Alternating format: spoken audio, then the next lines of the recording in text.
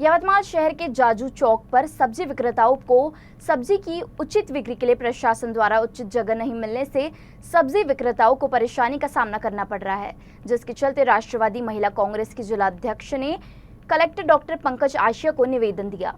आम्ही सगळे यवतमाळकर इथे यासाठी जमलेलो आहोत की जाजू चौकामध्ये आठवडी बाजारामध्ये या सगळं भाजी मार्केटवाल्या लोकांचा प्रॉब्लेम असा झाला आहे की नगर परिषदेने त्यांना आठवडी बाजारामध्ये जागा दिलेली आहे आणि ती जागा त्यांना सोयीची नाही आहे। महिलांना खाली बसावं लागतं, तिथे मटन मार्केट आहे, कस्टमर जात नाही, ग्राहक भाजी घेत नाही। गेल्या एक आठवड्यापासून यांचा हा मोठा प्रॉब्लेम झालेला आहे। भाजी विकत घेतलेली सुद्धा विकली नाही जाऊन राहिली तर त्यांनी त्यांचं गुजराण करायचं कसं? सगळ्या महिला पुरुष हे रस्त्यावर बसून भाजी विक्री करतात आणि त्यांना जी जागा मिळाली आहे ती बिलकुल सोयीची नाही आहे। उद्या यांच्या आरोग्याचा सुद्धा प्रश्न आहे की अशा अवस्थेमध्ये जिथे जनावरं मेलेले नेऊन टाकतात त्या ठिकाणी जर यांना जागा मिळाली तर ते कसं बसायचं आणि जर धंदाच होत नाही तर ग्राहक त्यांच्याकडे जाणार कसे अशा ठिकाणी?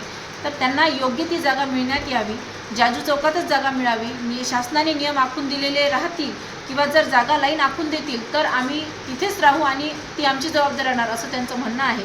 त्यांचे फार मोठे प्रश्न आहे आणि जर यांना न्याय मिळाला नाही, आमदार साहेबांकडे आणि खासदार साहेबांकडे जाऊन सुद्धा त्यांच्यावर कुठलाही कारवाई त्यांनी केलेली नाही किंवा कुठला निर्णय घेतलेला नाही।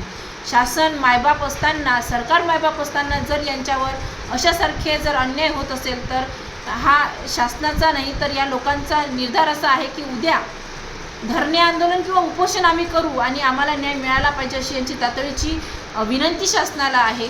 आज आम्ही आदरणीय जिल्हाधिकाऱ्यांना भेटलो, त्यांनी सांगितलं की 2 दिवसात CO साहेबांना आणि SP साहेबांना भेटून याच्यावरती 100% तोडगा काढण्यात येईल। जर हे झालं नाही तर 100% हे सगळे लोक रस्त्यावर उतरतील। याचा सर्वस्वी जबाबदार शासन राहील असं आम्ही यावेळी निक्षून सांगतो आणि यांच्या वतीने मी हे जबाबदारी घेते की यांना न्याय मिळाला पाहिजे यासाठी मी धडपड करणार आहे आणि शेवटच्या क्षणापर्यंत जोपर्यंत यांना न्याय मिळत नाही तोपर्यंत यांच्यासोबत राहणार। धन्यवाद।